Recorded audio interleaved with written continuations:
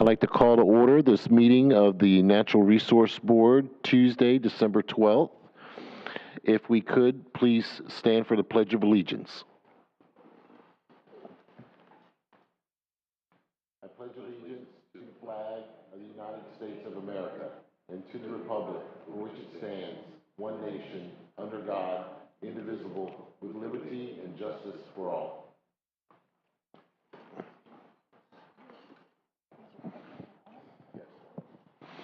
Thank you. Can we have roll call, please? Yes. Dr. Carrier, Present. Dr. Mosblick, Here. Ms. Billman, Ms. Callahan, Here. Mr. Stadelman, I'm here. Ms. Haggerty,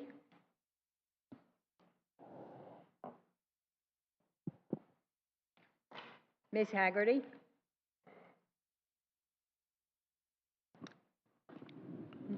Mr. Carano. Here. Okay. Thank you for everybody coming and participating today. Can we get a motion to approve the minutes from November 14th, 2023 meeting? I make a motion to approve the minutes of the November 14, 2023 meeting. Can we get a second? I'll second. Is there any discussion before we vote? Motion, aye for approval of minutes. Aye. Aye. Say of nay for none. Minutes are approved. We'll move on to item 5, announcements. And do we have any particular announcements from anybody on the board? Anybody participating online have any announcements? Okay, not seeing none. We'll keep on moving along. Charles? Yes? I'm sorry. I figured maybe the announcement section would be the appropriate time to introduce our new director, Alex Bernard, to all of you. Hello, She's joining us for the first time Ms. tonight. Bernard. Hello, thank you so much for having me tonight. I look forward to working with you all in the future. I've heard really great things about this board. Well, don't believe everything you heard, Ms. Bernard. Oh, wait, this is the new person. There you go. Gopher Turtle.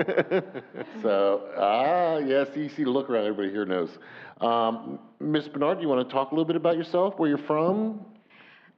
Well, I can tell you I've worked in municipal government since 2005, so just a day or two, and delighted to be with the city of Sebastian. I'm looking forward to being in a community that has that nice hometown feel and really cares about what the future looks like. So just happy to be here and do some great things in the future and carry out your vision. Excellent, excellent. We greatly appreciate you coming on board. Now, I take it you're the replacement for Miss Frazier? Okay. And, you know, they try to keep me out of the office as much as possible. They put up a door there. I'm teasing. But if there's anything that we can help you with, as long, you know, we try to bring everything here, we'll be glad to participate with you as much as possible. And thank you for coming on board and choosing Sebastian. Okay, any other announcements? Okay, not seeing any. We'll move on to item 6, agenda modifications. Is there anybody need any agenda modifications? Okay, not hearing any. We'll move on to item 7, public input. Is there any public input tonight? Anybody on Zoom? Nobody's raised their hand. Thank you, Mr. Joseph. Great to see you tonight, all dressed up real nice there. Okay, we'll move it on then to item 8, unfinished business. And we'll move on to item A of that for the Christmas parade debrief for highlights and areas of improvement. You want to start us out there, Ms. Gordian? Sure thing. Thank you to all of you who were able to participate in the Christmas parade. I thought the float turned out wonderfully. We ended up having more candy than were able to give out to the children, which was wonderful. And overall, I thought, it went relatively well. There were a couple snags, bumps in the road. I think you know, one area of improvement, maybe acquiring candy sooner, in order to give something out to the public. Possibly, maybe planning, I've heard some feedback as to planning sooner for the Christmas parade, so maybe even starting further back at a earlier NRB meeting. I'm curious to hear your input for this case.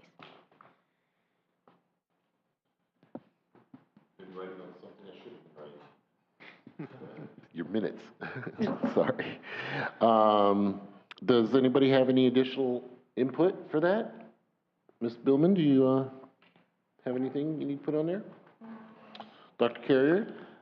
Well, I'd like to encourage NRB members to have a little bit better participation here. I think an obligation of being on this board is to get involved in the things that the board is responsible for. While the Christmas parade may seem small potatoes compared to something like Earth Day, for example, we have a 9-member board and 3 people show up. It puts a load on people on the board. I know there are other obligations, but low participation on the part of the board, again, puts a burden on others. And extend that to our conversation about Earth Day that we'll have a little bit later. I think that people who want to become members of the board should know up front that the board has some responsibilities for some of the things that we undertake as a board. And that means participation beyond a 2-hour meeting once a month. So I'd just like to encourage folks who eventually want to become a member of the board that there are other things to do. Sustainable Sebastian is certainly the biggest thing that we do, to be sure, and that does have some obligations outside of meetings, but I'd like to see a little bit more participation. So, just an observation. I did think that the people who turned out and helped prepare the float made it a lot easier. We had a couple of people who weren't able to participate in the parade, but we got their involvement with creation of the float. And again, I think something that we'll talk about when we talk about Earth Day is our planning perhaps needs to take place a little bit earlier. This is a big enterprise for us, and there are a number of things, a number of changes that'll occur this year. And getting our participation and involvement early on, I think, makes certain that it's likely to be a good success as they have been in the past. So continue this conversation later this evening. Fantastic, Dr. Carrier, and thank you for your participation there. Dr. Mosblick, do you have anything? Anybody participating online have any comments about our Christmas parade? I just would like to say thank you to everybody. I'd like to say thank you to the city staff who came out there with the trucks and the trailers. Ms. Gordian, you did a fantastic job. Thank you so much for everything you did. You know, we basically showed up and signs are ready, plants are coming out of the back of the truck, hay bales for everybody, and then it went really well. Thank you for everything that you did, and you helped the City Council, Natural Resource Board represent to the City of Sebastian quite well, and we're so glad to have you on our team. The only thing I would bring up, maybe next year, we basically ban throwing out candy from the from the floats. So instead of where they basically throw out the rubber band things, the wristbands, and they throw the candy from the floats, we kind of outlaw that, because what happened this year was candy went out, we hand ours out. We actually walk along and put it in each bag. But historically, what they usually do is throw it right off the float. Ever since I've been a little kid, you've seen the fire trucks. So that's where a lot of the pollution in the form of plastic candy wrapper and stuff like that came from on the ground, and it was quite substantial this year because I think we had more participation in floats. It was a very large turnout this year. A lot of people in the float. So maybe as we go forward this year, we'll start working the process of not getting people not to throw the candy off and getting them into the process of letting them know they need to hand it out. And I think that'll totally cut down on the amount of leftover garbage afterwards, because that was the only complaint I heard, was there was a lot of plastic wrappers. So if we can get everybody just to hand it out, put it out, it means more walking, means putting some people, some boots on the ground and such, but we're going to have to go somewhere like that. So it'll take some time to get to. But other than that, it was fantastic. Everybody had a good time, and I want to thank everybody for coming out. City Council was fantastic. Everybody who came out from the city of Sebastian, just thank you so much. We enjoyed it very much. Okay, is there any other questions on debrief for Christmas parade? Charles, You, Ms. Philbin? I just wanted to ask if, excuse me, is there some way that maybe the Natural Resource Board could have some sort of, like a permanent, it could be an inflatable or something of a pelican? Maybe you got to talk into the mic. Is it on? Can you hear me now? Nope. Green light on? Oh, sorry. It's not plugged in. Sorry. The green light was on. I don't think it has to be plugged in. I don't think it has Oh, to be it doesn't plugged in. have to It's be wireless. wireless. Just make it, just be close, Okay. closer to it. There Does we this go. work? Hey, Okay. now we hear you good. Okay, sorry. So I was wondering, could we get something more permanent that we could use in other events, like the inflatables? You know, like they have the Christmas trees and things on their floats that were kind of nice this year that people, I guess, could bring from their homes or whatever. But maybe the Natural Resource Board could look into getting something that could be something for us that we would bring to Earth Day and the parades, 4th of July, whatever, as part of our how would you say, our exposure that people would see every time that we were there. Okay. That's something we can bring up in later meetings as we go forward. And just make sure you don't let us forget about it. And that's why we can budget it out. Is there any additional comments or anything? Okay, not hearing none. We had a great Christmas parade overall.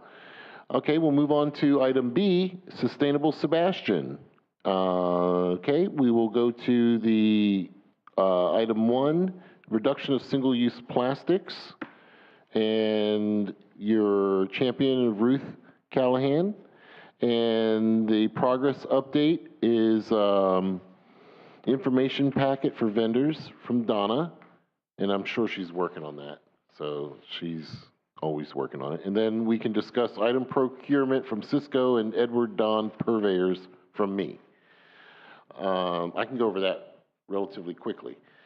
Okay, what I did was I just went over your lists, the stuff in the red, and called Cisco. And actually, the Edward Don Purveyors is actually owned by Cisco, and they have basically the same process of ordering.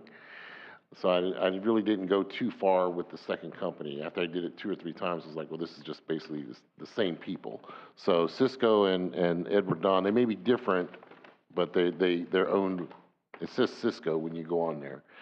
One of the things that I really just want to bring up mostly that I found is the sustainable, like just looking at forks and knives and stuff is about 5 times more expensive than just a plastic fork or spoon.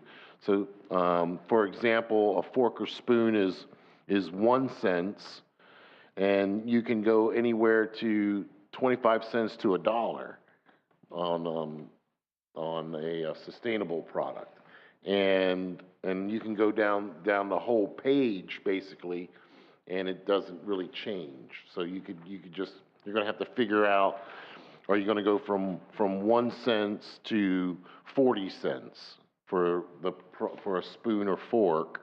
And one of the things that I'm getting to is if we can use washable utensils in these places, because this is just for the city. And then instead of using plastics, I know they're just using it and throwing it away, can we use washable utensils and things like that? But I went through and found the hinge containers, the flatware, straws were really interesting. I was really amazed at the difference in straws.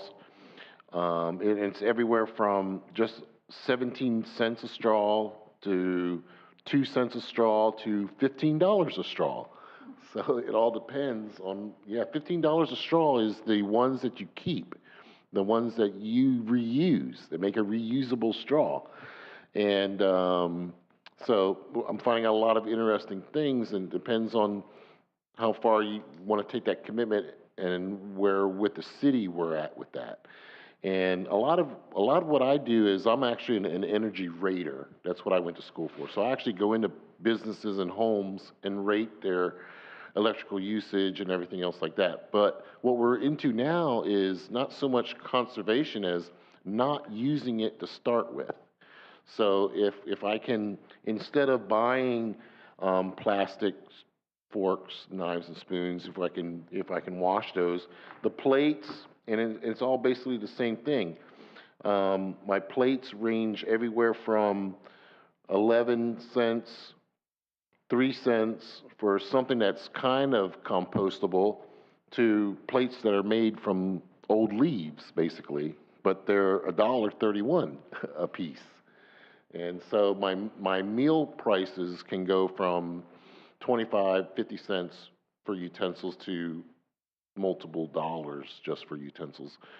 So going forward, we have a great list here, but I would recommend not using them to start with. Instead of replacing them, just not using them if you can. If it's not possible, then even the compostable, even the things that are eco-friendly have an environmental footprint associated with them. And it's almost all, it's close to the same, if not more, because of delivery, the actual making of it, and also they're finding out with these straws, there's, these chemicals that leach out of the plastics are in the straws too. So we're having difficulties with all this, with the sustainable stuff. So the circle that we orbit in, we're going more toward not using it to start with. But the other thing I also found with Cisco is they're not the easiest to deal with, because that was the only 2 people I had to call with Cisco and them. I had to sign up for an account. So I have an account at Cisco. They're like, where are you delivering it? I said, City Hall. They're like, City Hall, what does City Hall eat? I said, they eat all kinds of stuff. Look at this whole list I hear. So, but yeah, they'll be easy to deal with, because it'll be just one place you have to order everything from, though. So you'll set up your account, you'll order everything from one place, so it gets delivered on the big Cisco truck, where a lot of the other things that we have all come from separate vendors. So you'd have to make a separate order, a separate PO for each one, and then it would come in on a separate truck as well, or post office. So there's pluses and minuses to both of these, but the biggest thing that I found is the eco-friendly, compostable, everything is triple, double the cost, and I wish it wasn't. But that's pretty much all I got. I just go down the list and called Cisco on everything. So, and it's only a matter of doing it with the sustainable stuff. Everything else is dirt cheap from them. So, I mean, you just can't beat it. But other than that, that's about all I got. You weren't able to find out about the preferred pricing options by any chance? They don't really, Cisco, that's the only one I really got hold of, doesn't really offer preferred pricing for individual companies. What they offer is a preferred pricing on volume. So that was one of the first things they asked me is okay, if you want better pricing, how many of these you're going to order? And your accounts go from, what do I got? It goes from, say, 65 count on a regular order to 1,000 count for preferred pricing. And really, it wasn't even that much preferred. It didn't even hardly matter, but their only preferred pricing is in volume. And I figured that because this is just for the city, I really didn't see us going volume, But we can make changes in the city. The bottom line is we can use compostable flatware. It just goes from, 1 cent to 33 cents. You can use, plant-based straws, paper straws, and repurposed straws. Doesn't sound good, but. I always find it funny though, Charles, at home, 99% of people never use a straw. Yes, sir. But if they're out, they have to have a straw. Mm-hmm. But you're right, that's one of those is just don't have straws.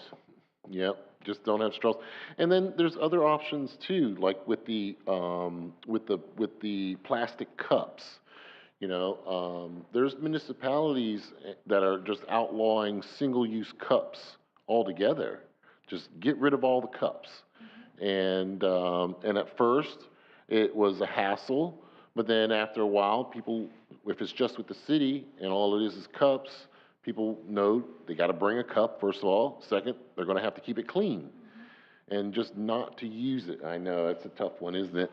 But that's the choice of either going with something sustainable. And the bad thing about it is that it all still ends up in the landfill. So no matter what, if I got a compostable plant-based plastic, it still takes, 15 years to compost, and it has to be in manner that was delivered in a certain way. The other problem is, even with these paper, with the paper clamshell, where we can get rid of the foam clamshells, if they're soiled, say like they got grease or something on them, then even one plate can ruin a whole batch of recycled plastic and paper because it's got grease and soil in it. They actually throw away the whole lot when they come across this stuff. You're referring to in the recycling process? Yes. Yeah, it's like a pizza box. You can't throw a pizza box into your recycling, even though it's all cardboard, because that destroys everything. Right. So when I look at replacing the foam clamshells with the paper, or literally any compostable clamshells, either bamboo or some type of fibrous that basically sucks up everything, if it gets contaminated, then it basically goes into garbage anyhow. And if it does go into recycle bin because people are wanting to do the right thing, it'll actually contaminate that load. And again, we'll throw away everything that was there instead of just that one little piece. So there's a lot that actually goes into it, but it is possible. It can be done. It just a matter of the funds or not using it to start with. Then we've got some traction there. Man, I don't really know how many boxes of paper plates we end up buying as a city, or spoons or stuff like that either.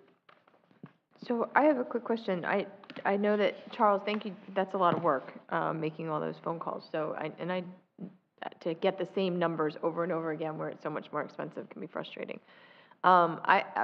Felicia, maybe you can confirm for me, are these indeed, are we buying as a city these clamshell containers and cups and straws for employees who are working with The clamshell containers, no. Those are I for think the that was something restaurants, that Sarah had worked into the comparison sheet, just to say, in case we give this to restaurants as our Restaurants. information, then we Okay. have that, because they are the ones who'd be using the to-go containers. For cups, we buy foam cups, while we have our plastic utensils.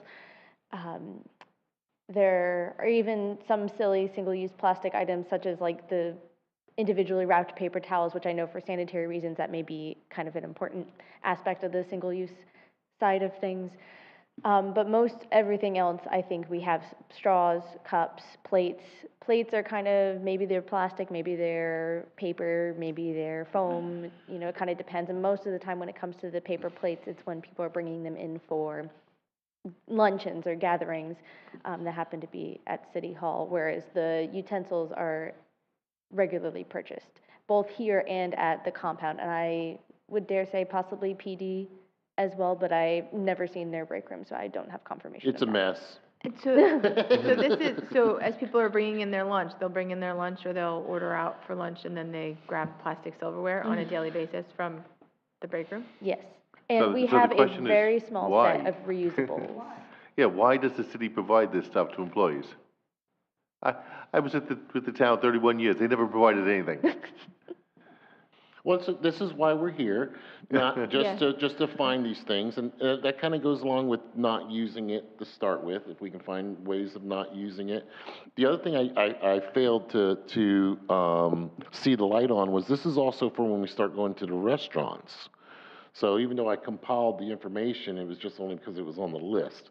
And I forgot we're actually going to present this to the restaurants in a broken down manner. And most of them really, they're all using Cisco. You know, that's either that or Cheney Brothers. It's one of my biggest beefs with the restaurant. They're all getting the stuff. And to them, it's gonna be the bottom line. Whichever one is the cheapest, they're going to go. So if you give them something that's 10 times more expensive, they're not going to do it. That's about right. That's about it too. Yeah, I compiled a spreadsheet 2 or 3 years ago for the board and compared several environmentally friendly organizations that provided these kinds of materials and did a price comparison. And the situation is the same with all vendors. It's much more expensive than plasticware, to be sure. But we put this together in hopes that that would be something that we could use for the Litter Quitter initiative and take this to vendors. It was in a crude form, but it compared 5 or 6 different vendors. And while the prices weren't 20 or 25 times higher than plasticware, they were significantly higher. And, you know, there's a PR problem with taking this out to the vendors, our local businesses, which we'll see, because they're not going to absorb this cost. It's going to have to go to the customer. So where you're buying a hamburger for $2.50, you're going to wind up paying $3 or $3.50 if you take it out, because this cost has to be passed on. They're not going to absorb this. There's not very much altruism in a business that has to make money to survive. So, but we might be able to resurrect that if you still have copies of it. If not, I can recover it. But it goes beyond Cisco in comparing the numbers. Oh, no, yeah, she actually did give it to me, or gave me something, I don't know, just about. So the one 100. on the back of that sheet that you have from a few meetings ago, one side is Sarah's and the other side is my own research. Oh, gotcha. I Right. can provide you all. I think we had discussed yours at some point within the past year, but I can always redistribute Dr. Carrier's old pricing sheet and the comparison sheet if you would wish. Hi, this is Ruth. May I Hey, interject? Ruth. Yes, ma'am, there you are, how are you? I've been here. Yay, Hopefully you heard me on the attendance call. we heard you then. Okay. I think that it would be helpful to get all the pricing we can, including that material which Jeff had done, Dr. Carrier had done a few years ago. Just to have, you know, what we've had before in case any restaurant was provided. It would be good to keep it up to date and know it anyway. I think if any option is supplied to city staff, it would be good to have, you know, as much as we could collect and have known about. So I was hoping that we could use that list. I think the intent of the exercise was to start with what Litter Quitter had done and update it, as well as whatever Jeff had done and update it. And so it's great that we've done all this work. I totally agree with what Jeff was saying about, you know, cost and people at restaurants won't necessarily want to, you know, have that burden. It's okay though. We can certainly use an educational opportunity. You've already brought up one of the main points, like, you know, you don't use a straw at home. So the Litter Quitter policy, you know, for the lowest level was just to have people have to ask for a straw. And I think the education part will go a long way. So we start providing some education to whomever comes from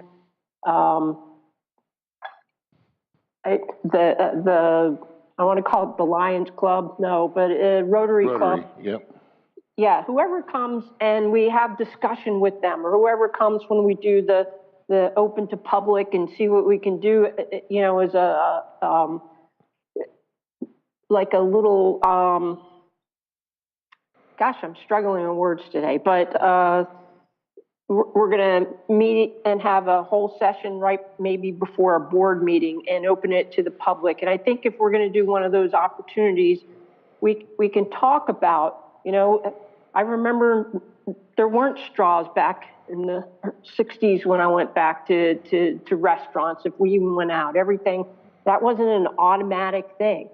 You know, it's become so convenient today, and if we can start to have conversation and have discussion, perhaps it will help even at restaurants or even at City Hall to make people have conscious decisions on what they are bringing and doing on their own. Like, bring your own silverware from home. I never had it supplied at the many places I've worked for 30 years. So, you know, it's you're an right. opportunity. Oh, you're absolutely right about that, Ruth. I greatly appreciate that. Do you have any additional comments on that, Ruth? Just the request that we get Jeff's list resurrected and added in for the collective before we make all the packets. Okay. If I can just make a note, what we're looking to do here is behavior modification. We're looking to change what people are doing for a more, a better outcome. We want a different effect for what they're doing. And the way you change behavior is you look for cues, behavior, and of course the reward. And unless there's a reward system in there, and we're not going to be able to change this behavior out there. So I think compiling everything is, you're absolutely correct about that. Going forward, we know the cues are when they ask them, well, do you want a straw? Do you want this or that? What the behavior is, and what is the reward for these restaurants for them to offer this more expensive option or not. So maybe going forward, we look a little bit at that and things like that. Is there any additional comments?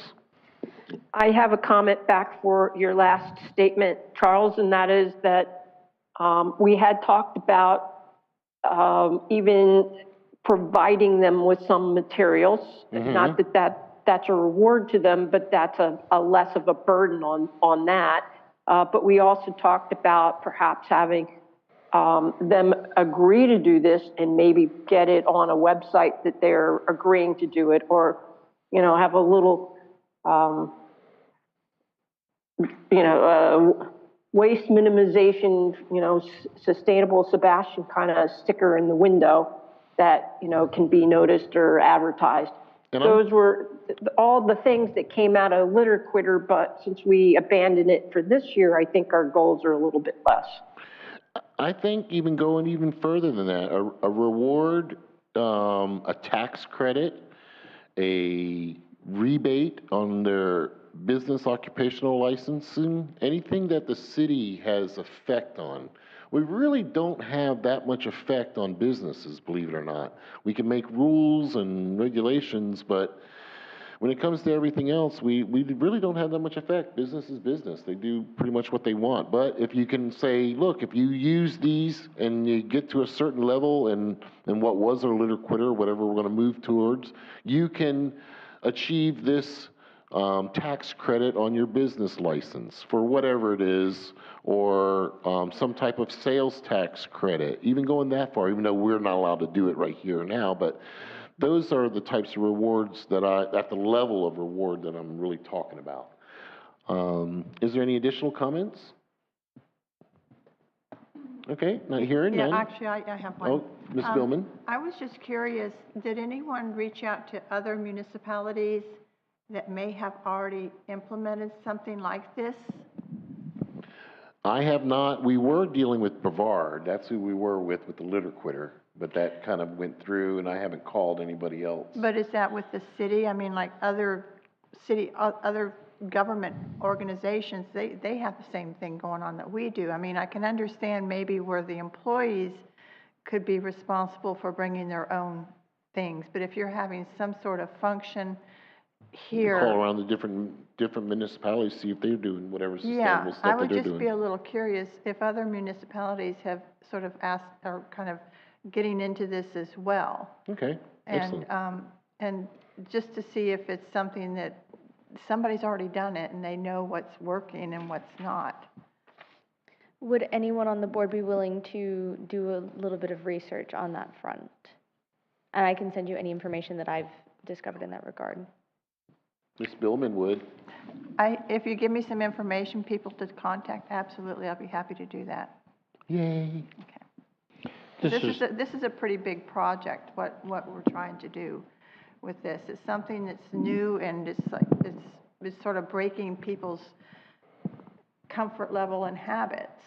And it's just, we're just so used to just going into drive-through and they throw in, all the packets and all the utensils and napkins and stuff, and maybe just, well, do you need this? But again, it's just what we're accustomed to, and it's hard to change. But we need to maybe look and see what people have done that is working. So I'll be glad to do that. Yeah, there's two levels here that we're talking about. One is the municipalities, which we're dealing with right now. But then when we go to the businesses and we talk to them, I think one of our best allies probably is the Chamber of Commerce.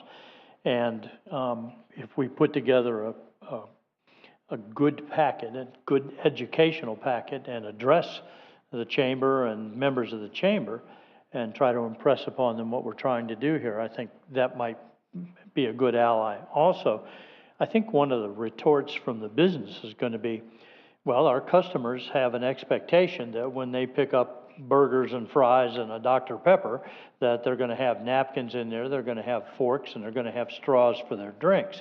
So I think they're worried probably, and rightly so, about a little blowback from the customer. And it's at that customer level that they're going to be concerned, and that we have to be concerned as well. I mean, it's one thing to be in Squid Lips and get a Coke and turn down a straw. It's quite something else when you're going in a drive-through, you're driving in a car, you get a drink, and you have an expectation of a straw so that you can drink it while you're underway. I think that's a little bit different. So we're dealing with a wholesale slaughter on the educational front here, and change attitudes, but more importantly, and more difficult, we have to change habits. And I think that's problematic. We're not the first people to take this on, to be sure. So working with other communities to see what they've done, I think is a great start. Excellent, excellent points. Is there any additional comments? I wasn't sure if you were about to move on to the discussion portion, unless we kind of have lumped that into the previous discussion. I wanted to see if any of you had feedback for the list that we have so far of single-use plastic alternatives. Anything that you would like to say, maybe this would be the best option for the city of Sebastian to use as the alternatives. And if you are interested in us finding ways to implement changes of behavior that would reduce the amount that we'd be purchasing in general, which I think is part of where we're headed, because we've been talking about developing outreach for city staff to go in bulletins, to go on newsletters and things of that nature to help encourage city staff to limit their usage of single-use items in general, but specifically single-use plastic items. And so I'm curious, is there anything from that list that you believe, this is the best single-use alternative, or is there something else that you think needs to be done to mitigate the usage, period? Does anybody have any comment on that? Well, if you don't provide them, then they have to bring silverware from home, take it back and wash it. Yeah. This whole thing baffles me with the city supplying these materials. I don't understand it at all. A lot of it has to do, they have functions too. Well, I I've seen understand, them over look, there, I understand the functions, right. because we used to have functions too, and then we'd bring in paper plates and things like that. There's some things you just can't avoid. But for the normal everyday use, no, it just didn't happen. My personal thing would be to go forward, if you're gonna do it, I do everything we can. You look in a cabinet, if it can be, if we're gonna make this as a display, or this is what we're doing, then what's in the cabinet goes, and what we're putting in comes in. And it does carry a cost, but this is for display mostly, and then you can give them the option, the opportunity to bring their own, or here's the compostable stuff. So for me, it's an all-in type thing. I wouldn't really look at one thing over another. And maybe some people don't even want to use the compostable stuff. They'll stick with the plastic no matter what. I'm not sure. That's my only feelings on it. Does anybody else have anything? Anybody online participating want to say anything on that? Okay, not hearing anything. This is a great meeting we're having today. The reduction of single-use plastics is probably one of the most upfront point of the spear topics that there is right now. And it's one of the biggest polluters in the ocean for some reason. It seems like some of the plastics that we use end up in the waterways. And every year we're doing the waterway cleanup, we're picking up hundreds and hundreds of pounds of plastic just in our one little spot. So this is a big thing for us. So, Charles, sorry, if I can just interject ma'am. really quickly, sorry. So just thinking about the city hall, I know that it's difficult to change behavior. And with my previous statements, I was slightly incredulous just because I'm coming from a very different, like I just eat lunch in my classroom, everything that comes with me comes straight home, so I don't have any trash, right? And typically, and so I think it might be, thinking about changing behavior, is it worth doing some kind of a survey where you can go out to city staff and say, hey, one of our goals as a city is to reduce our amount of waste. And so can you actually survey people and say, what do you actually use? What would you be willing to cut back on? So that you have this kind of appearance anyway, that you're trying to work with the people who are going to be affected by this change. I also think as you consider these things, competitions always work. So I don't know how many break rooms there are, but as you implement things, okay, we're going to have this department versus that department, and whatever the prize is, you're going to get them cookies or pizza or, and they're going to bring their own plates for that. But, it's the kind of thing where how do we find those rewards, those incentives? And sometimes it is, like for my students, it's just donuts. I could get them to do anything for donuts. So, yeah, see, still works. Stickers. So I think that, having some buy-in from the people who are going to be affected might be helpful, because I do think that it's really worthy of change. If you're going to pay 10 to 20 times the amount for a more sustainable option for a still disposable item, I think that if you're cutting back and you're not using these materials on a daily basis and you're only using them for events, you have this public-facing view and an actual culture change where we are cutting back on our waste on a daily basis, and now we can afford some of those things that might be more expensive for. Great idea. Just an idea. Good place to start, I think.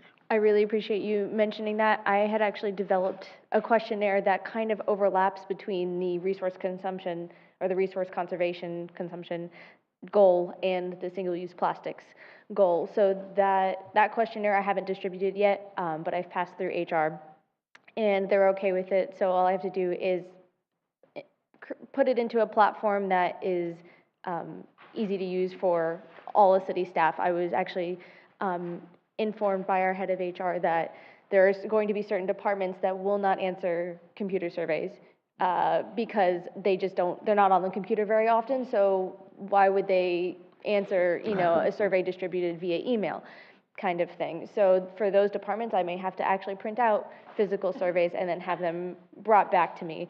And then for other departments who are at their desks more frequently, the online survey would be perfectly fine.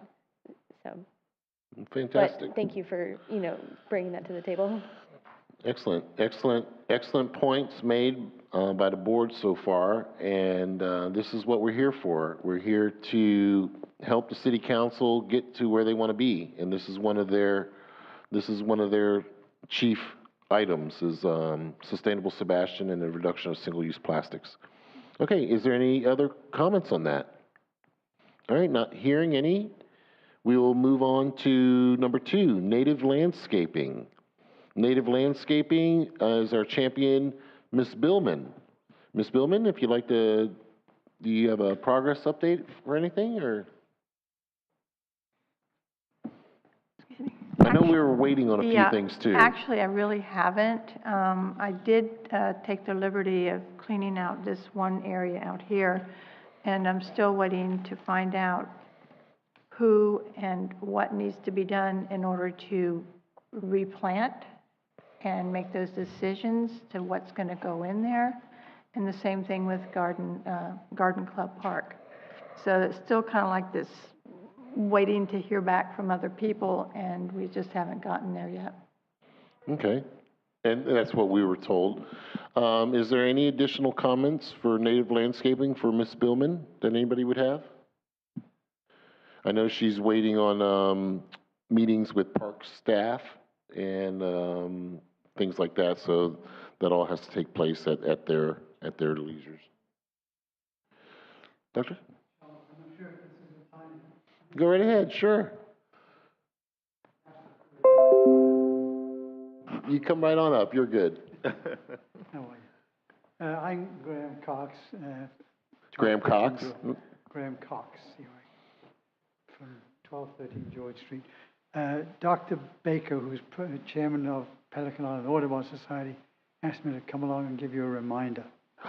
And that is, we are still giving away free trees, free plants, so that anything we need to get done around the sites that we've chosen, let us know, and we'll make sure you have it. Some of them are free, most of them are free, but some we charge, but it's a minimal amount. The second thing I want to bring to your attention is several years ago, and I'm just sitting there trying to think how many years ago, probably 4 or 5 years ago, we provided the city with language to change the landscape ordinance and the tree protection ordinance by inserting the Native Plant Society's suggested language into the city ordinances dealing with trees and whatever. And somewhere in the depths of my laptop is all of the stuff that we did to make that. Dr. Cox, But if you yes, can send me that, because that's what I'm working on. So if you could send, or send it to Felicia, and Felicia will send it to me. I'll happily do that. I've got to dig for it first time. It's like digging cyber, what was it, cryptocurrency or whatever it's like. But I'd be happy to do that. That was this is totally off another track here.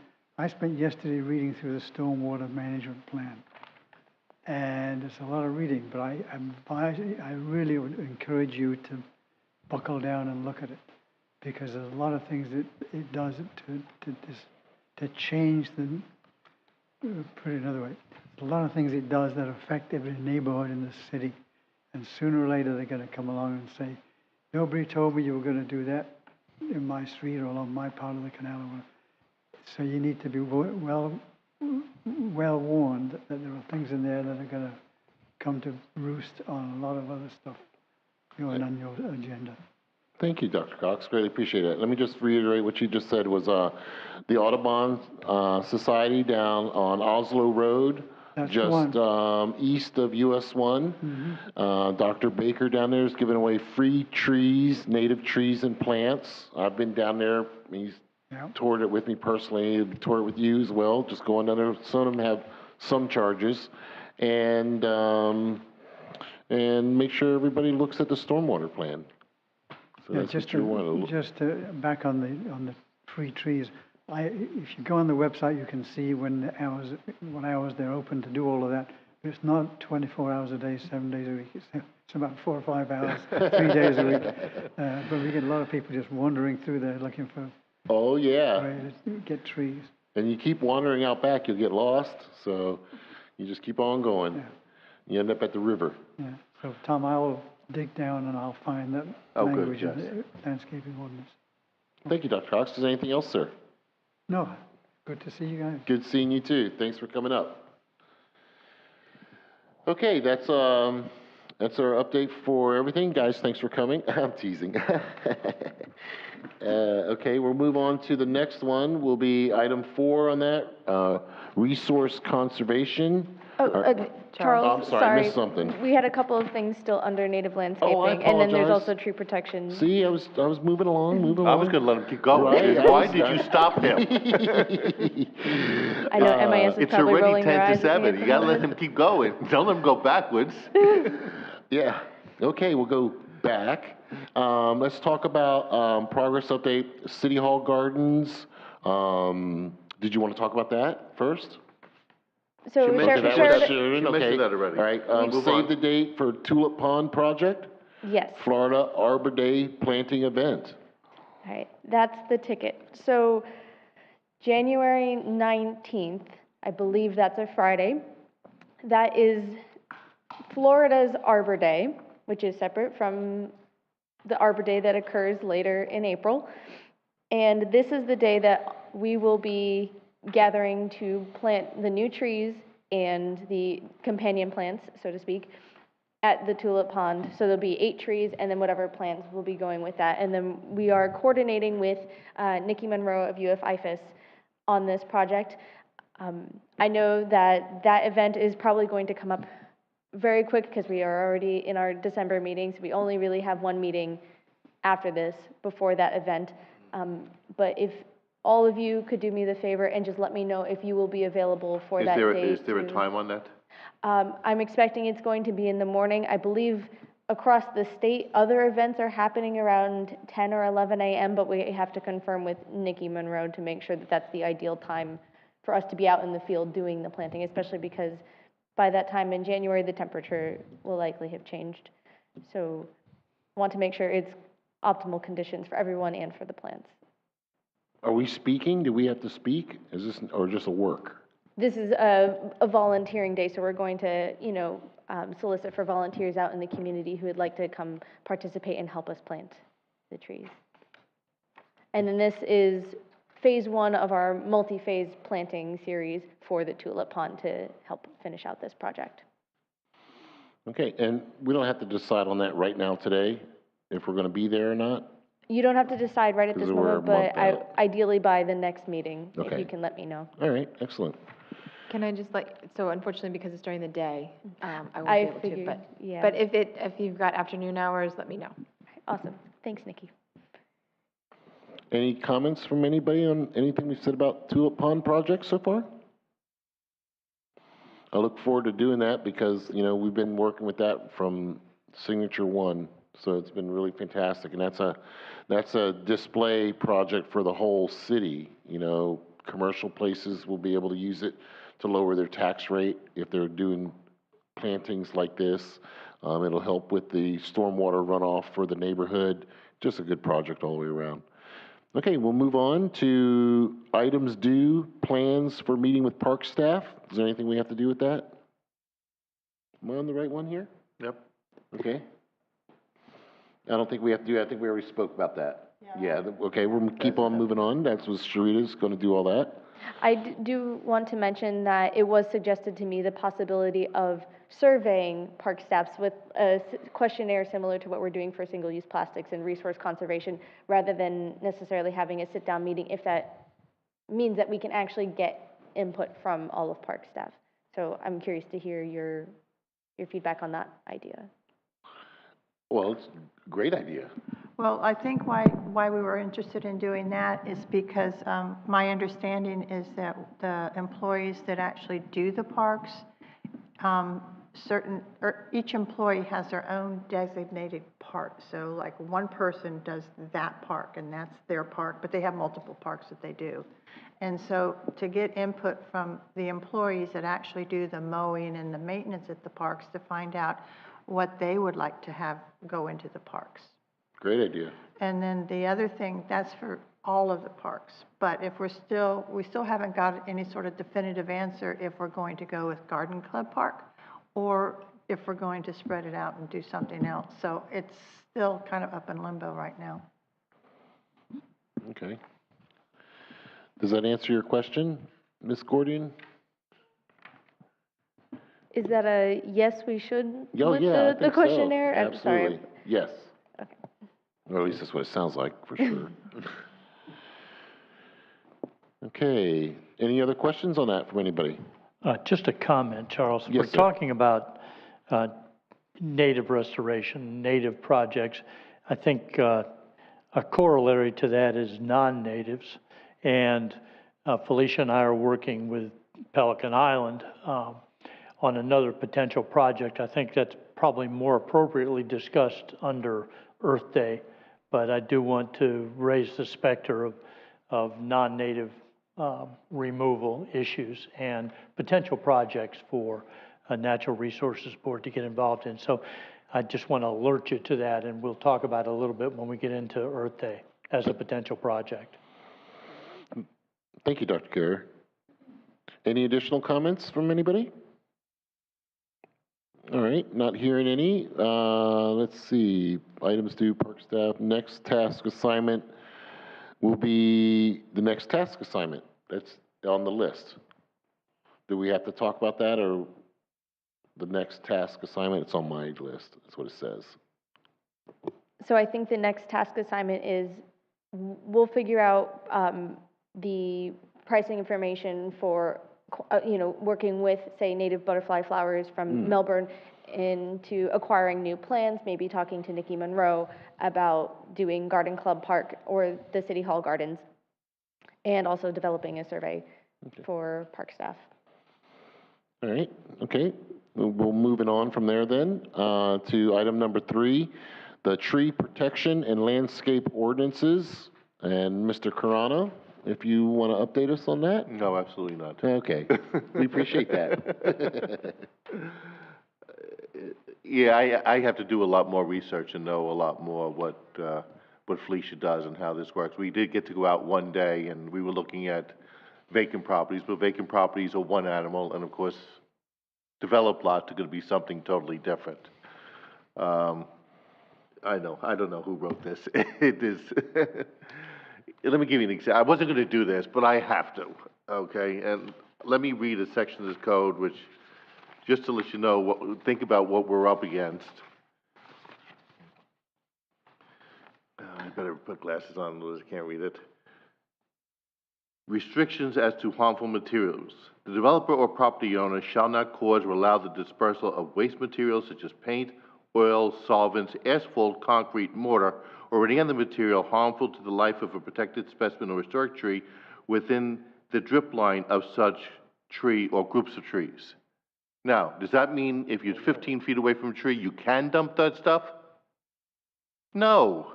It does. Okay, because if you can dump solvents and paint into the ground, Sebastian has a much bigger problem than the tree ordinance.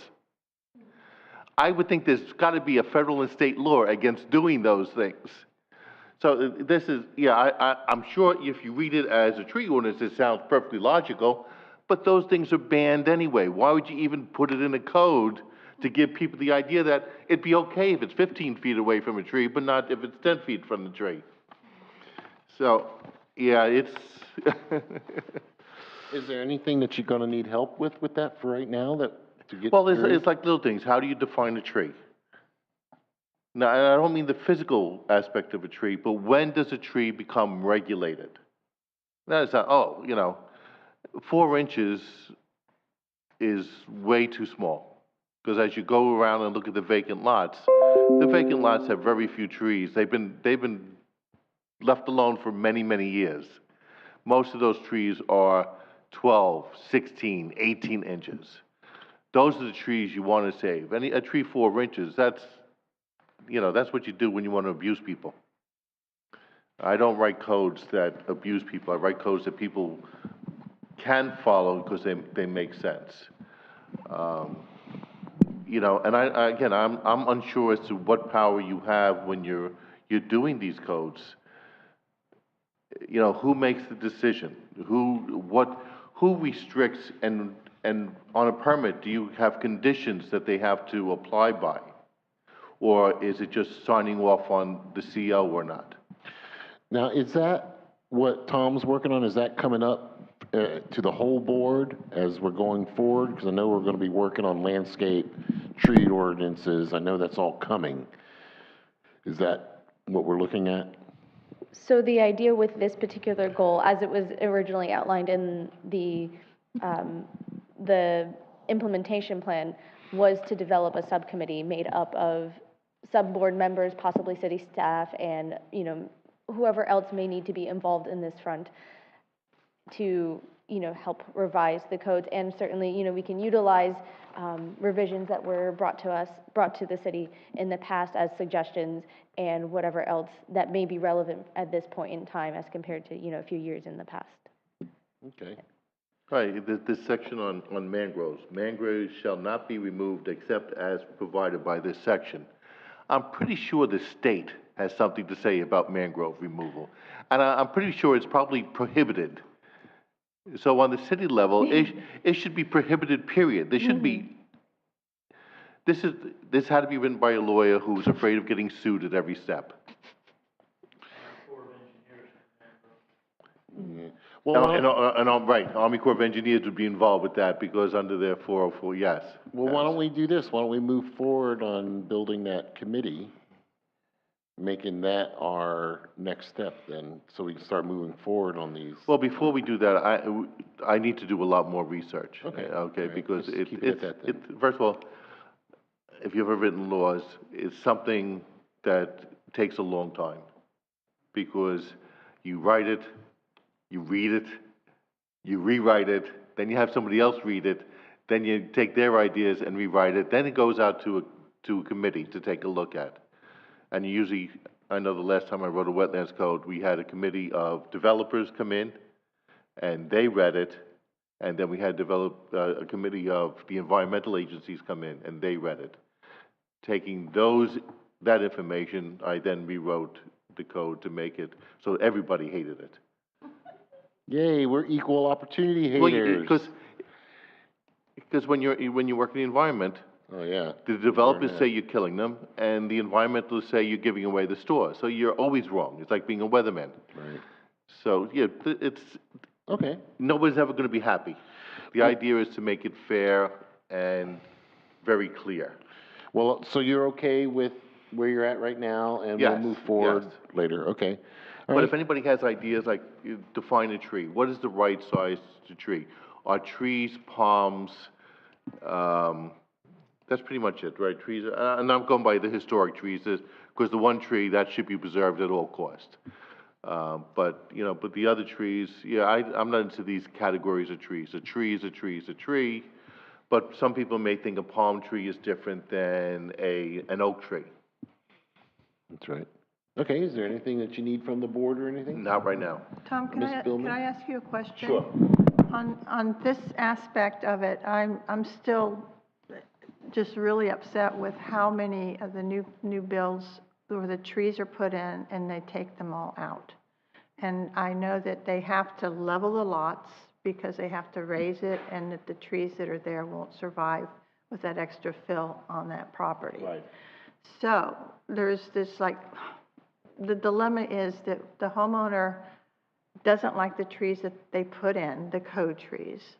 And they're told that after they get in, they get the final inspection, they can do whatever they want. And I go by so many new homes, and they have literally taken every single code tree out of the property. And that's exactly the truth. I don't know how, when the building department finishes, do they get a certificate of occupancy? What is given to the people to make them be able to move into the house?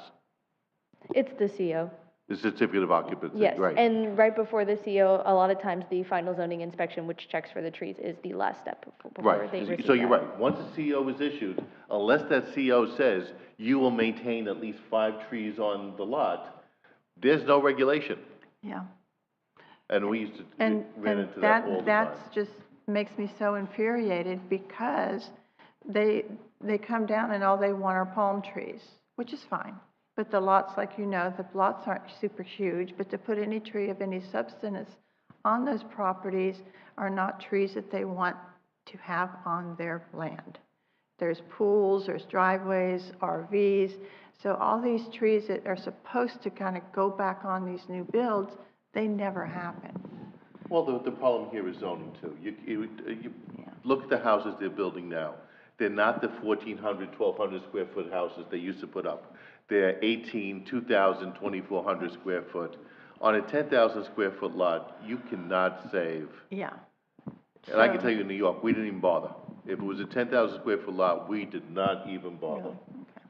Because I knew the lot was being cleared. By the time you put the sanitary in, and the sanitary mound in, by the time you did the front yard, the drainage, you didn't have any room left. If you had 3 trees in the backyard, all the way in the furthest back, but more than likely down here, you have an easement down there for drainage.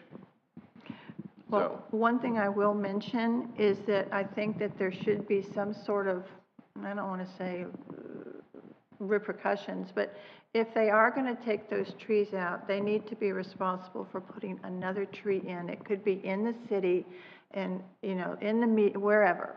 They need to replace the tree that they took out with another tree someplace else in the city. And I think that would be a fair way to deal with it. I mean, I think, don't we have in our code, because I actually, there was a queen palm that we had to cut down, on our property, this is probably 15 years ago. And code enforcement got me, because I didn't have a permit for taking down a queen palm, which I didn't think was a problem because they're non-natives. But regardless, within the code, we had to get inspected then. And it was a house that had been in since the 60s, and they came out and made sure that we had enough trees. So is it just coming down to enforcement, that after the CO, these trees come out and they don't replace them with anything? Do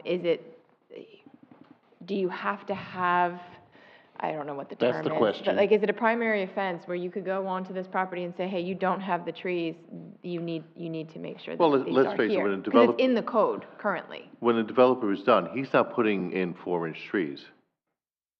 He has to meet certain requirements, Yeah, yes, but for the CO. but I think there's a height requirement, 10 feet. A 10-foot high tree could be 2 inches in caliber. Yeah, so the height requirements for trees are based on protected and specimens. So for a protected tree, it's a 1.5-inch diameter at what I believe it's like 8 or 10 feet high. And then for a specimen tree, it's 2.5 inches in diameter and a 12-foot height tree. Which is below the 4-inch Which is below the that's protected- defined as a tree, yeah. right, so. Yeah. Okay, well, these are great questions. Going forward, we're going to answer all of these. It looks like a very busy year we got coming. Oh, Dr. Cox. Dr. Cox. Yes, sir, go right ahead. I just want to go back, Tom, to the point you're raising about what happened in the ordinance. The draft that we put together and gave to the city several years ago was before the comprehensive plan was revisited and redone. And the explanation we got as to why they wouldn't consider it then was, well, when the comprehensive plan is done and we start doing all the new regulations that will put the comprehensive plan into effect, that's when we'll take up the business of the landscaping and the tree protection thing. So we've had a history of, yeah, we should do it, but why don't you just wait a while we do something else? And so If we wait another 2 years, there won't be any more all the lots will be developed and we don't have to worry about it. Well, yeah. And Dr. Cox, you know what, one of the things are different than then? Miss Bernard. I'm not with you.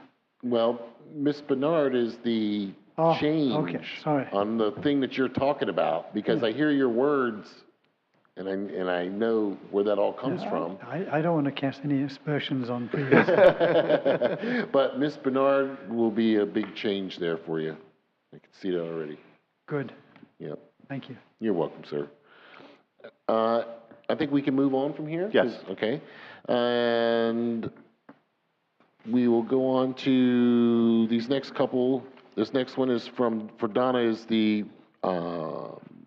resource conservation. And Ms. Ware is getting outreach materials for and from city staff on all that. And do we have any comment on that? So unfortunately, she's not here tonight, and I don't have any Well, I figured. documentation from her on her Not a progress. problem. So we can just move on from this for Okay. now and discuss this with her at the next opportunity. Thank you very much. We'll move on to item 5, green infrastructure and low-impact development with our local champion, Dr. Mosblek. Do you want to update us on anything that you need to be updated on?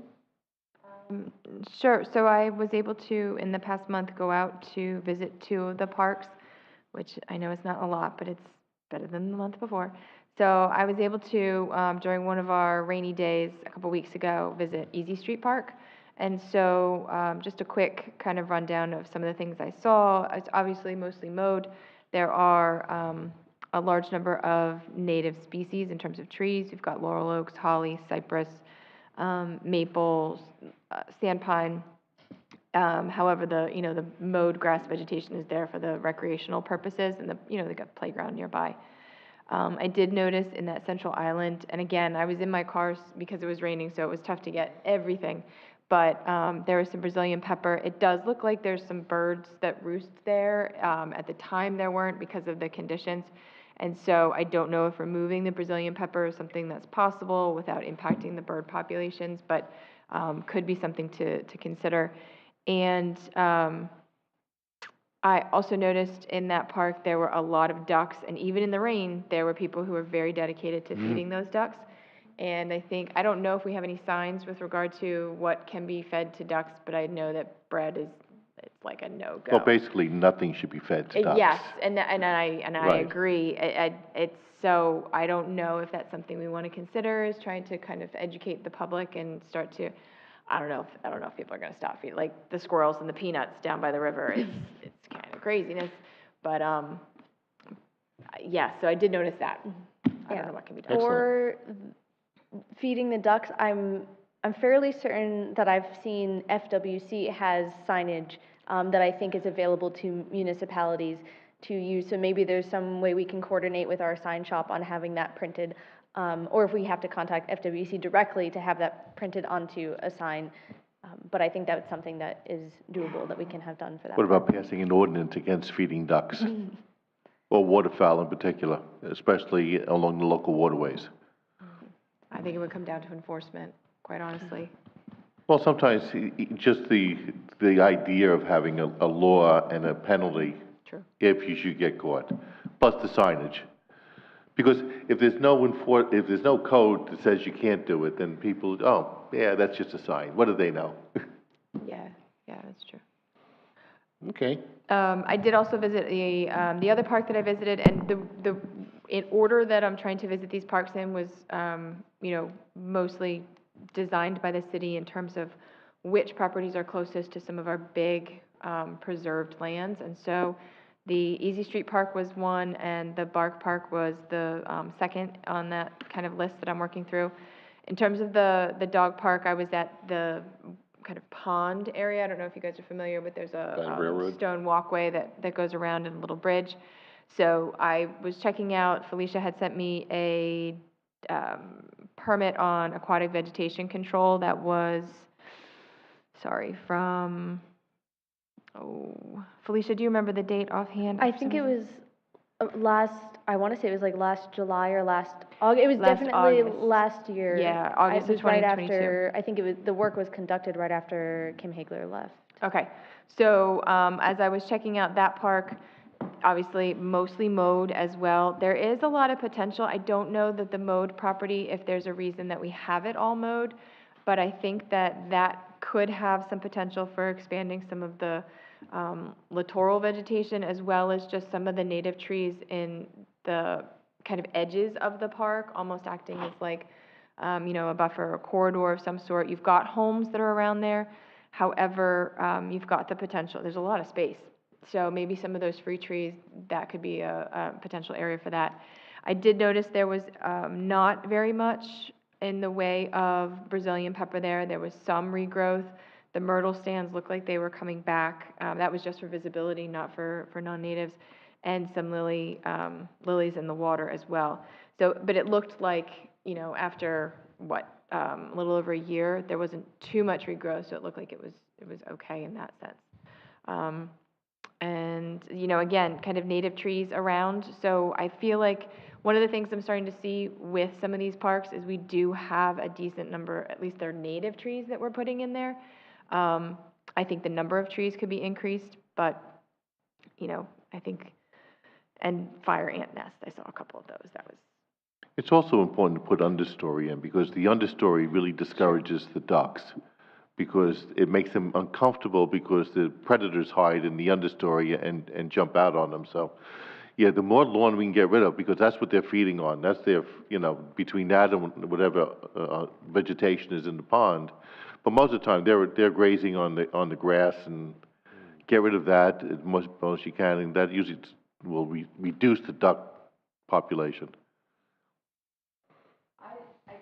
I didn't see much in the way of wildlife, and granted, I did bring my dog, but she didn't scare anything away. There legitimately wasn't much there when I was there. So, I don't know if ducks go to that park in particular. I don't know if anyone else has visited the dog park and have seen any, but I think that that's important to note, is that there is a lack of that kind of understory type of, it's just tree, grass. Right. So I think that, yeah, that's a good point, Tom. Excellent. Greatly appreciate your work on that. Is there any additional comment on anything Dr. Mosbeck just brought up here? Okay, not hearing none. We'll keep on moving on. We'll move on to item 6, sidewalks and bikeways. And we spoke about this at last meeting pretty much. I'm the champion of it right now, but I would like that to move to Ruth Callahan if I could. Main reason is because she's on the roads more. The biggest thing I do on the road is walk my daughter. So the only thing that I see are those sidewalks that need the access in that neighborhood, and we spoke about that. I would think that'd be relatively an easy fix, but to fix it the way the government says to fix it is really expensive. Because I can just put little sidewalks through the grass, through the road. That's the way they've done it everywhere else, and then I could push the wheelchair straight on through. But the way it works right now, we're either dragging her across or cutting through somebody's driveway. And again, it's mostly my wife. So Ruth would be a better one on that because she's out there on the bikeways. She is a good biker, and I've walked about as many sidewalks as I can. One of the things I would like to point out is the sidewalks on US 1 are all being redone. It's pretty neat, but that's a Department of Transportation project. It's really not us. But at the railroad tracks, they're being redone. All up and down US 1, they're being redone. So the work is being done, but they're transportation projects, and they have to do with easements, and a lot of that has to be done when the subdivision is put in originally, unless people here are just all willing to give up their easements, which they're not. So pretty much what we have for sidewalks are what we're going to have. There isn't a whole lot more you can really do with it. And then if we could switch Ruth get me off being a champion on it and put Ruth on it, because she'll be more effective for the bicyclists and things like that. And if she can't do it, then I'll continue doing what I can. That's a sidewalk. But other than that, my biggest thing with the whole thing that I've learned so far is just being at these meetings is the important thing. These are all transportation projects. These aren't just sidewalks we're talking about. We're talking about big transportation projects. All the transportation dollars come from the federal government. It comes down from Fed to state. State then doles it out to the counties. And the county meetings that I attended, basically it was county. Oh, we have 3 other cities. We have Indian River Shores, we have Sebastian, we have Fellsmere. And basically one little paragraph in a whole booklet of stuff, that was the extent that I seen.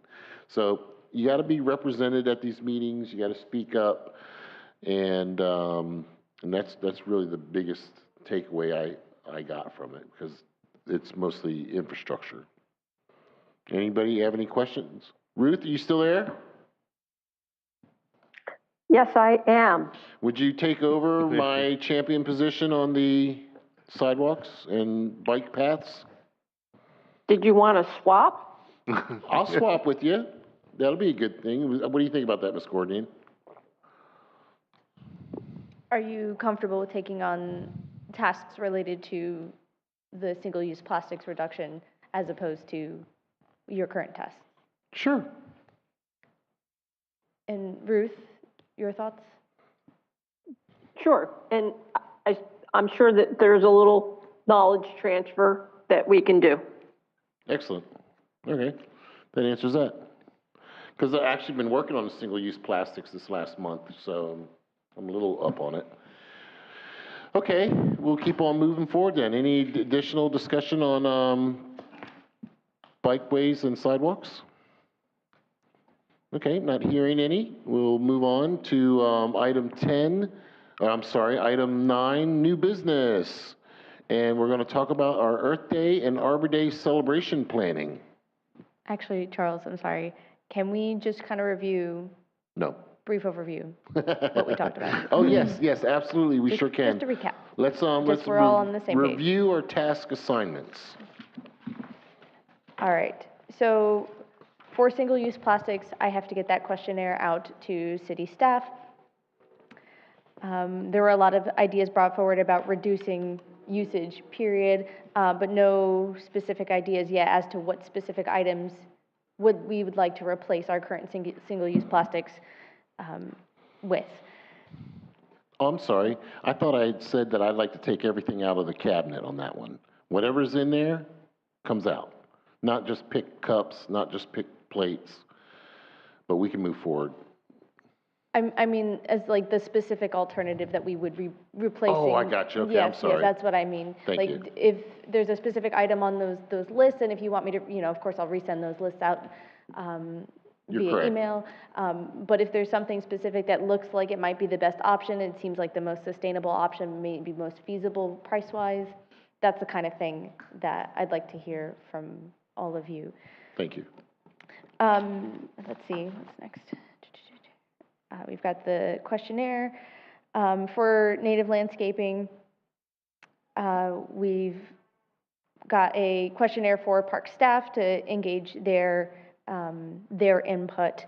And I have to look into conversing with Nikki Monroe and Native Butterfly Flowers on acquiring plants, and potentially with Pelican Island Audubon Society for any free trees. And possibly, Sherida, you and I may be able to, move forward on this together as far as acquiring and what roles you may be able to play in that.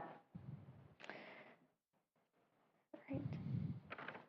And then for Donna's task, we will recap with her when she returns.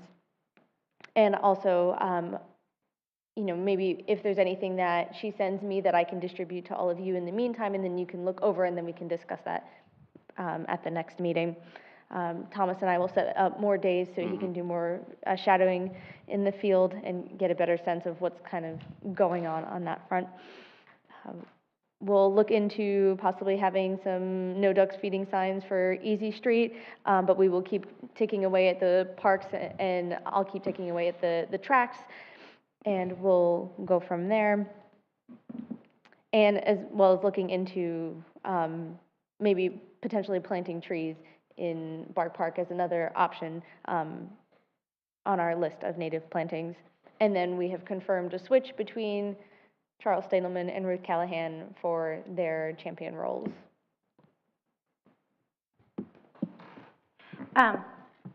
Excellent. I'm so excited about all of this. I also wanted to let you know that Felicia and I have been working on updating this chart. And so when we meet in January, you will see a lot of these squares filled in with our projected goals of completing these tasks, and talking about what it looks like on the other side of that. So we know that we have a deadline coming up of September 30th of 2024, which will be here in the blink of an eye.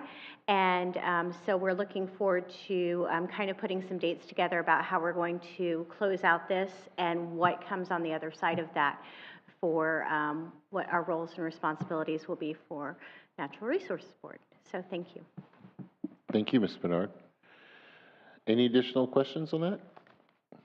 Okay, everybody's got their task assignments. We're going to move on to item 10, new business. Item A, Earth Day and Arbor Day celebration planning. Yay, Earth Day.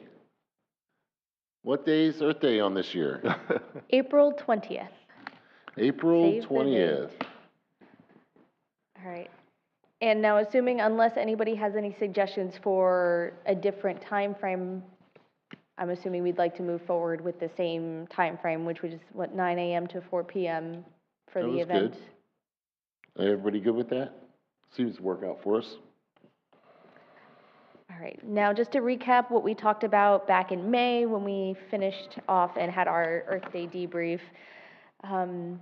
We talked about possible theme for future events. Now this next year will be the year of the centennial, so there'll be centennial themed events going on all throughout the year, culminating in the events in December. So I don't know if that's something we want to incorporate into our Earth Day, if we want to have a specific theme, or if we want to just say it's Earth Day in general and go from there. There was also the suggestion of wildlife awareness incorporated into the theme for Earth Day. For the NRB's booth, it was suggested that we need something more visually attractive at the booth, more pamphlets, more information, something to get people to come up to us and talk to us. And to engage the public, possibly needing, more holders and things for, the physical items that'll be at our tables, having better display options for the raffle prizes. This past year, we just kind of had the prizes on a table off to the side, but if anyone has any suggestions for an improvement on that method, better location for the Be a Gopher Tortoise activity, and possibly pairing up with the Gopher Tortoise Alliance and having them help us run that activity. I think they are much more well-equipped than we are possibly at being able to engage the kids and explain, this is why, this is how the burrow is set up, and this is why there are all these little, critters inside the burrow, and kind of engaging the community in a slightly different way than we have in the past. And let's see, for activities, it was suggested to identify tents and booths with special ribbons or signs or whatever way we can to single out, these are the booths that have activities for the kids. So it's easier for parents and the children walking around to actually find those booths.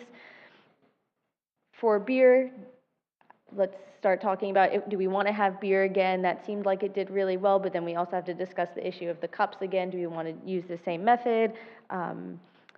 Partnering with Rotary again in that case.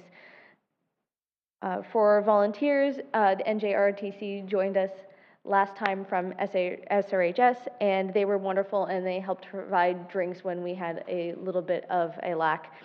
And so maybe there are other ways we can utilize their volunteership. For trash and recycling. I'm sorry, will the Boys and Girls Club help us again They this year? did. They did help us as well, but I believe Boys and Girls Club had helped the NRB in the past, whereas the NJROTC, I think, was kind of a new phenomenon at the Earth Day event. For trash and recycling, we need to make sure that there are enough bins for trash, or that the bins that are at the park have been cleared prior to the event, so we don't end up with any sort of overflow. And maybe we could have some sort of educational component associated with those bins, kind of pointing out to people, hey, look, make sure you recycle, and this is why we're recycling, and make sure you don't put things that aren't recyclable into the recycling, because that, throws a wrench in the works. And for advertising, of course, finding more places to print our advertisements, possibly doing something on the radio, possibly announcements to local schools, or with physical flyers. As early as possible. Oh, yes. So that's a good point. How soon do we want to start advertising for the Earth Day event, which means we have to have all our flyers and materials ready by that point. And then any opportunities for cross-marketing or co-marketing with any of our sponsors. So that was from the debrief. If there's any other suggestions, anything that we need to make sure we're taking care of now at this juncture before we get into all the nitty-gritty later down the line planning. Hi, this is Ruth. I have Hey, a Ruth. comment. Yes, ma'am, go right ahead. One of the suggestions I sent to Felicia was that with the Winter Wonderland, I think, Barbara Snow event that's upcoming, she sells it out, and there are vendors there for food and such. And I think that it would be helpful to have a few more choices than popcorn and, you know, the few that we've had, it would be nice to increase the food availability at our event. And so, Barbara helped us last year by reaching out to various food trucks and such, but had commented that we're a one-day event and they like to have two-day events. It makes it more worthwhile for them. And I think it was kind of late when she was asking them. Was wondering if anyone happened to be going to the event this weekend. I have some other things going on, but if you could take note of who's there and get some contact info so we can reach out for potentially getting more food trucks for the event. I feel like we're light and have been light. Okay, that's a great suggestion, more food trucks. And also on that point, one of the issues that we started running into last year, and I don't know, this might be a reoccurring thing, and for me, this was my first experience, you know, working with you all on the Earth Day events. So it wasn't something I was aware of prior, but the space in Riverview Park is a big issue when it comes to the food vendors, because the space we typically have allocated for ourselves for Earth Day is a lot different than things such as the Fine Arts Festival, where they have the whole block to We have the spread whole out and block. have. Well, we We have only both have a blocks. limited amount of space to put additional food vendors outside. So if they are in a booth versus in a food truck, that's going to make a big difference because of where the spacing is. Now, this past time, you know, we took up parking spaces for particular reasons, but that can be shifted. We can change, you know, where we map things out. But that's something that we have to keep in mind when we're inviting food vendors and, you know, continuing to add to our list. And if you have any suggestions for how we want to map things out for this next time. But if, like, say, where the food vendors were on the Sebastian Boulevard side of Riverview Park, you know, we have only a limited number of spaces there. And then we could have vendors on the south side on Harrison, but they don't really like that because sometimes they end up blocked by the stage, or they're separated from the other food vendors, which could cause people to gravitate towards one side rather than the other, and then it makes it less worth it for them. So these are all things that we need to consider. Is that something we can consider till next meeting? Yeah, I mean, Yeah, this is okay, something good. that as we go through this process that we just need to keep in mind. Okay. Is it worth it? I know it's across the street, but some of the parking area that's, there's that big parking lot, with lots of boat spaces, et cetera, right across the street. I guess that's Sebastian Boulevard right there. Is it worth it to designate some of that area, or is that where you were talking about no, you were talking about the opposite side? So To I have a think little you're food talking park. about the Cavcore parking lot where the boats and cars can park. Yes, So yes. that is where we typically have the waste management event Oh, that's come right, through. So that's that's right, where our that's right. shredding event always is. And because Sebastian Boulevard up until the, you know, intersection or where the divide is between the gas station and the parking lot, that's the path coming around Indian River Drive through Sebastian Boulevard and up into the Cavcore parking lot. So having people trying to traverse that when people are coming through, now it's only half of the Earth Day event, not even half of the Earth Day event that the shredding event is happening. But, you know, that still may cause a problem with traffic and people trying to cross the street to also have, to access food. And then we'd end up having to block off more of the Cavcore parking lot than we already have designated for the shredding event. So there's a few parking spaces that run parallel to Sebastian Boulevard on the north side of Riverview Park, and that's typically where the food trucks have been for most of the Earth Day events in the past. Excellent. Okay, is there any additional comment on anything? That list that you had pretty much covers a lot of what we had to talk about to start with. Does anybody have any additional comments? One of the things we've done for the last 3 years has been this oyster mat project. And I think for a variety of reasons, that's run its course, not the least of which is the fact that we have an inability to get permits to be able to continue this project. Now, at the last meeting, Felicia introduced a project for Living Shoreline, a project with Orca that probably will come to pass, but not in time for this year. So it's likely to be a hands-on event down the road. So with that in mind, and trying to keep some public involvement on Earth Day, Felicia and I talked a little bit about a suggestion that Dr. Mosblick brought up last time about air potato removal in Stormwater Park. So at Felicia's request, I got in touch with Donna Halloran at Pelican Island Audubon Society to talk about this. She's conducted a number of these events in the past, all of which have been very successful. And to talk to her specifically about partnering with us, and mentioned Earth Day as a potential venue to conduct this removal project.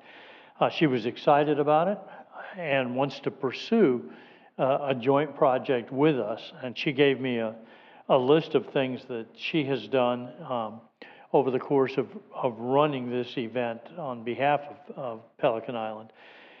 She is a Sebastian resident and understands the magnitude of the problem at Stormwater Park. So what we're trying to do right now is to bring a meeting together between Felicia and myself and Ms. Halloran to try to explore the opportunity to do this if it's something the board wishes to pursue. And this would be in lieu of oyster mat projects, would still bring the public involved in such a way that we might be able to solve a variety of problems on Earth Day, and bringing to mind the need to retain native vegetation and eliminate exotics. So if this is something the board wishes to pursue as an event on Earth Day, it's something we can begin to explore and try to bring some information back in January to see if this is something that can be worthwhile. I'm sort of reluctant to point this out, but I feel I must.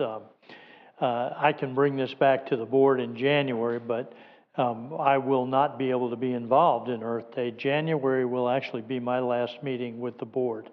I'm going to be leaving the city for a significant period of time during the spring and summer, a time when with Sustainable Sebastian coming to an end and a variety of other projects, we need full involvement by all board members. And most of you on the board are aware of my research commitments and at a distance. So I'd be happy to explore this with Felicia and bring something back in January in hopes that we can have some sort of event that keeps the public engaged on Earth Day. And the nature of the project will change a little bit, nature of the project, natural resource board. But if it's something you wish to have us explore, then be happy to do that. So. Oh, absolutely, for sure. And, you know, thanks for letting us know about your last day. We're going to save our goodbyes until then, because we could be here all night, but it's just been fantastic working with you. Does anybody have any comment on anything that we've spoken about so far?